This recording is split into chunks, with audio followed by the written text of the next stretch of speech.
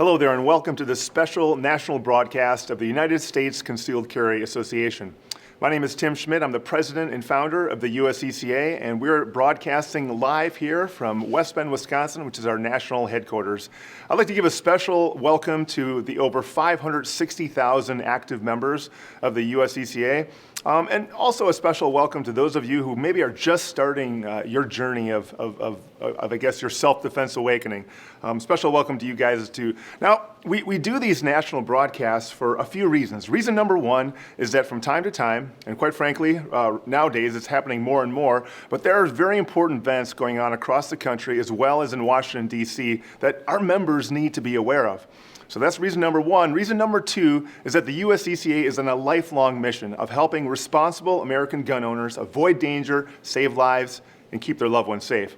Now, for those of you who have watched these special national broadcasts before, you know that I always have really, really good guests on, and today is going to be no different. So I'm honored to welcome Congressman Richard Hudson from North Carolina. He represents North Carolina's 8th District. He's a longtime champion of the National Concealed Carry Reciprocity Act. So, Congressman Hudson, welcome. Thank you for your support. Thank you for your ardent support of the Second Amendment, as well as just, I like to call, freedom to defend your family. How you doing today? Hey, Tim, doing great. Appreciate this opportunity to be with you and all the folks at the Great Association. Thank you for having me. Of course. Hey, the pleasure is mine. So a few weeks ago, you and I did a phone call, and we were chit-chatting about what was going on at the Hill. And I kind of shared my personal story with you about how I went through my own self-defense awakening. And I'm curious, I would love for you to tell all of the over 500,000 USCCA members, what happened in your life to make you such an ardent supporter of the natural-born right to self-defense? Well, I appreciate that. I grew up with a father who didn't hunt and fish, but I had a grandfather who did. I actually have a photo of a hunting trip. I was 4 years old. I had that plastic rifle that we all had at that age. I had the coat with the fur-lined collar that we all had as a kid, back in the 70s and 80s, and went hunting with my grandfather at age 4. And I have vivid memories in deer stands with him of his back while he was wearing hip waders going through a swamp. Just memories growing up with my grandfather, hunting and fishing and learning firearm safety, learning how to shoot. It was just part of what is ingrained in me as a young fellow. I also remember he always had an NRA magazine laying around and reading about the first freedom and kind of, that's probably my first introduction to kind of the policy side of the Second Amendment. With some of those old American Hunter magazines. But it's always been something that's just part of the fabric of my life and who I was. And as I got more active politically and understood the political arena, what the threats were to our rights that we just took for granted, it's always been something that I've wanted to champion and fight on behalf of law-abiding citizens everywhere. And with the reciprocity, I never even owned a handgun until I was an adult, but I bought one really for self-defense, kept it in my vehicle with me, and as I learned about concealed carry laws and get a concealed carry permit, I got one here in North Carolina, but I started hearing other people about other states, and they're fortunate as we are in this state to have access, and so it's been an issue I've just as I've moved up, I've learned more about and realized just the fairness of the law, the unfairness that you cross an imaginary line on a map and you become a criminal. And so when I got to Congress, it was one of the first bills I introduced. I'll tell you what, I feel confident I can speak on behalf of all the USCCA members and tell you that, we really appreciate that support. And quite frankly, I also bet that a lot of our members can relate to your background of having your grandfather influence, and teach you about the importance to respect the power of the firearm and really realize that it's just a tool that can be used to harvest food. It's a tool that you can use to defend your family. I like to think of the firearm as a tool of freedom. And that's one of the reasons why just last week I wrote a letter to the president on behalf of all of our members. Now, don't get me wrong, I certainly didn't expect him to read the thing, and I doubt he did. But it was in response to President Biden's notion that we need more common sense gun laws. And then he went on to make a list of the most ridiculous gun law schemes gun control schemes that, of course, you and I both know that they do nothing but make it harder for law-abiding citizens to acquire guns and to practice with their guns. But President Biden is claiming that, this will stop crime. And you and I both know that's not going to be the case. So I would love for you just to spend a few minutes and maybe fill in some of our members on what's going on right now on the Hill with respect to, I know that there's some new background check laws that are being talked about, as well as all sorts of gun control schemes. What's going on the Hill right now? Well, Tim, you have to start with an understanding that those on the left think that we shouldn't have the right to own firearms, and they're scared of them. They don't look at them as tools. They look at them as these dangerous things, and they don't want you and I to be able to buy them and own them and enjoy the freedom that we were given by God, that's protected by our Constitution, to have them. But what they do is they start nibbling away at them, and they start with the easiest sounding things first. They have the Universal Background Check Bill, H.R. 8. It sounds great. If you were to do a poll, do you support universal background checks for firearm purchases? Well, of course, everyone supports it, but then you have to realize what it really is. And you have to understand the fact that every commercial gun sale in the country has a background check now. That's a requirement, whether it's at a gun show, whether it's online, whether it's in a traditional store. Every single commercial gun sale in America is required to have a background. And so this is a false narrative they've created, that there's certain loopholes they have to close by having this law. But what it's going to do is makes it harder for law-abiding citizens to own guns. And it wouldn't have stopped a single shooting. They talk about mass shootings and how dangerous guns are. There's not a single mass shooting in this country that would have been stopped if H.R. 8 had been the law. The other one is actually even more dangerous. It's H.R. 1446, and it's a bill that was designed to close the so-called Charleston Loophole. So the shooter, Dylan Roof, who tragic shooting at a church in Charleston, he should have caught up in the Knicks system, should have not been able to buy the gun he bought. But the problem was a sharing of information among law enforcement. The solution the Democrats have come up with is to extend the 3-day waiting period to buy a firearm to 10 days. And they actually vision in here where the FBI can hold up your gun sale and so it's just a horrible idea. Someone who wants to get a firearm for protection, whether there's riots going on, they've been beat up by a boyfriend, a husband, or and they need to get a gun quickly. Under this provision law is passed, you may never get a gun. And I would say there was a problem with Dylan Roof. It was a information sharing problem. We have a bill, Tom Rice of South Carolina and Nancy Mace of Charleston as a co-sponsor, called H.R. 1518, which is the 21st Century Knicks Act. And what that bill is that the FBI may check a third database index, the letter N, D-E-X.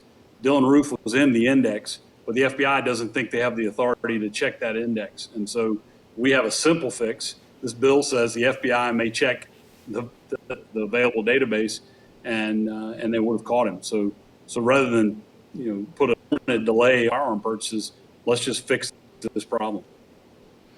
That sounds like a good solution. I feel like in general, so many of our members of Congress and the Senate as well have this nonstop desire to pass more and more and more laws, and I think so many people lose the sight that every single new law that's passed, it just chips away at our freedoms, and so I love the fact that H.R. 1518 really solves the problem with tools that are already there. So that's good news.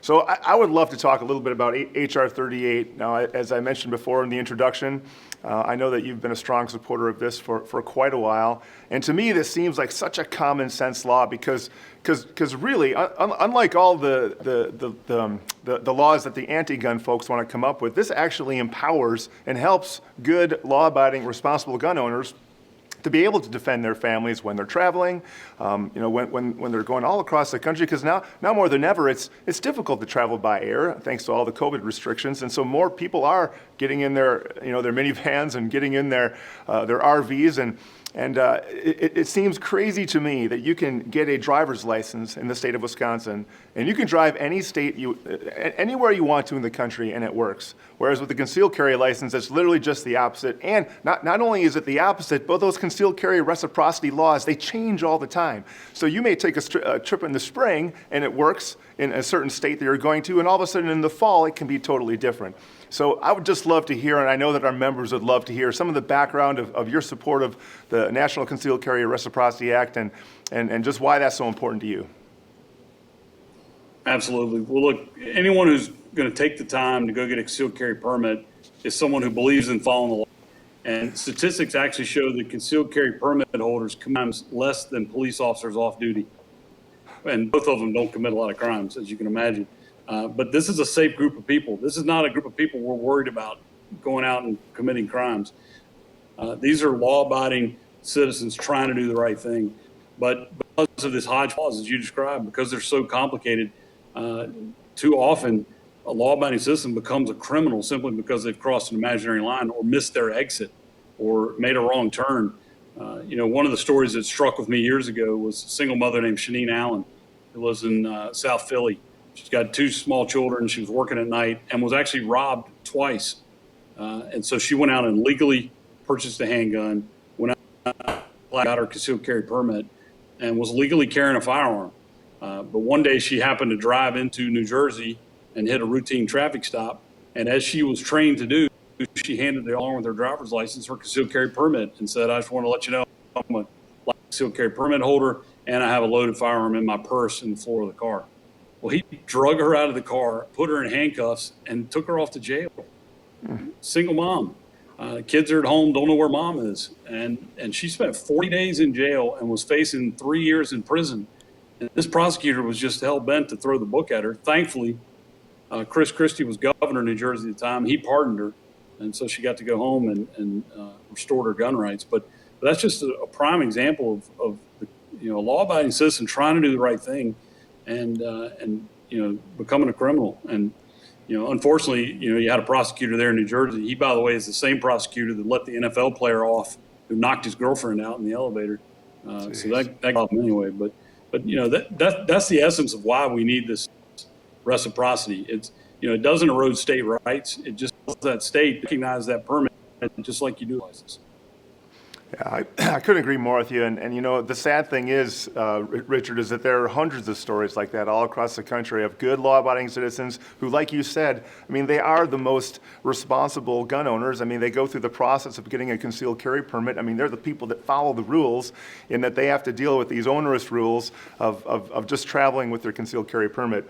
So one of the things that the USCCA has really been working on lately is trying to garner support for the National Concealed Carry Reciprocity Act. Obviously, I don't have to explain why, but we have this vision that, maybe this could get some traction even before the midterms, because quite frankly, there are a lot of brand new gun owners who some of them may have voted Democrat, and I feel that we may be able to leverage that sentiment and get some traction. So the USCCA, we recently put up a new petition website. In just a few short weeks, we've gathered over 100,000 signatures, and these 100,000 signatures are from all walks of life in support of the National Concealed Carry Reciprocity Act. So I'm personally excited about the fact that we may be able to get some traction here.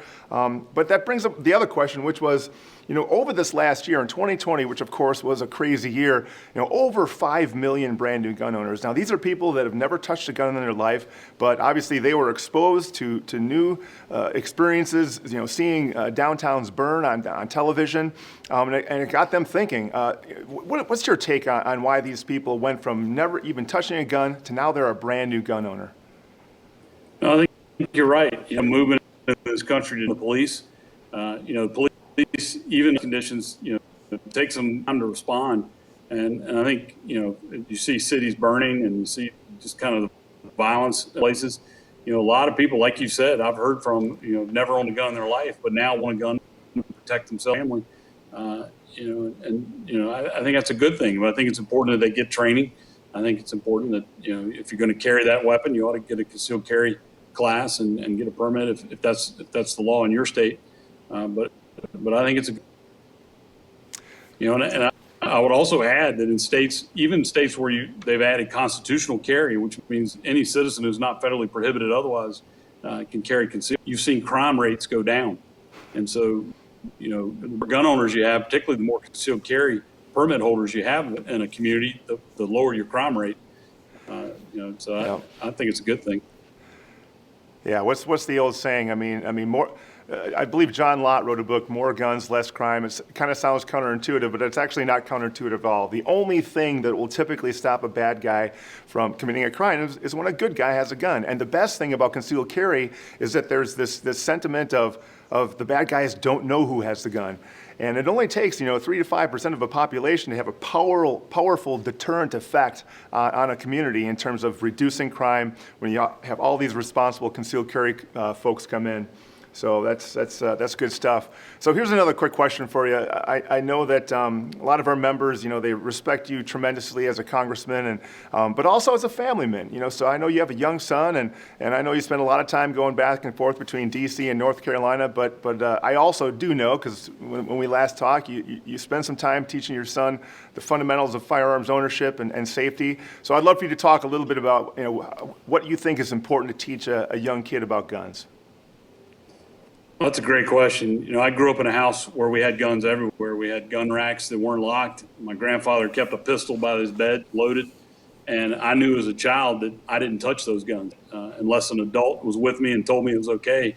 I didn't touch those firearms. I knew I'd get a beating if I did. I'm making with a belt. So I respected those arms. And I think too often, if kids don't grow up understanding firearms, how dangerous they are, and they encounter in someone else's house or what have you, they're in more danger. So I think actually teaching your young people about firearms and fundamentals, dangerous they are, your kid is safer. I have a 5-year-old son. He has plastic toy guns, but even guns, he's not allowed to point at a person. And so we talk about, muzzle discipline, and we talk about you don't point a gun at a person. So even at I'm trying to teach them those basic fundamentals. I keep my guns locked away. I haven't let him start firing any of my guns yet. I do have a BB gun and some pellet guns locked up ready for him. Maybe in the next year or so, we're going to introduce those to him and let him start shooting. But I'm going a little slower on that. But it's never too young to start teaching those safety. Yeah, I couldn't agree more. My kids are 22, 20, and 18 now, and man, I look back with a lot of fondness when they were quite a bit younger, and you're right. It started out with just like, hey, here's the plastic guns in the house, and guess what? You treat them like real guns, right? You follow the 4 rules of firearm safety. But I remember the first time taking them to the range and teaching them all the fundamentals. And I couldn't agree more with you, what you said about the most powerful gun safety thing you can teach your kids is to respect the power of the weapon. It's not gun locks. It's not hiding the guns from the kids, because they're going to find stuff. You have to teach them how to respect that firearm. And that follows them wherever they go for their whole life. So I'm 100% on board with you with that. So just to wrap things up, here I am with Congressman Richard Hudson. Richard, really appreciate your time today, and again, appreciate your support of the National Concealed Carry Reciprocity Act, as well as just your support of freedom in general. I know especially to the USCCA members in North Carolina, that means a lot, but it means a lot to all of us, because there's not a lot of good guys out there like you, and so thank you for that. So just in closing, for all you folks that are watching this broadcast, thanks for your time. Thank you for watching this. Please reach out to your congressmen and your senators and let them know how important the National Concealed Carry Reciprocity Act is to you. And go to action.usconcealedcarry.com, and you can fill out the petition yourself, so we can get that thing from 100,000 to 250,000 and on up. So with that, that's pretty much it for today. Thanks again, Richard, for your time. Really appreciate it. Great to be with you. All right, everyone, thanks again for viewing here. Take care and stay safe.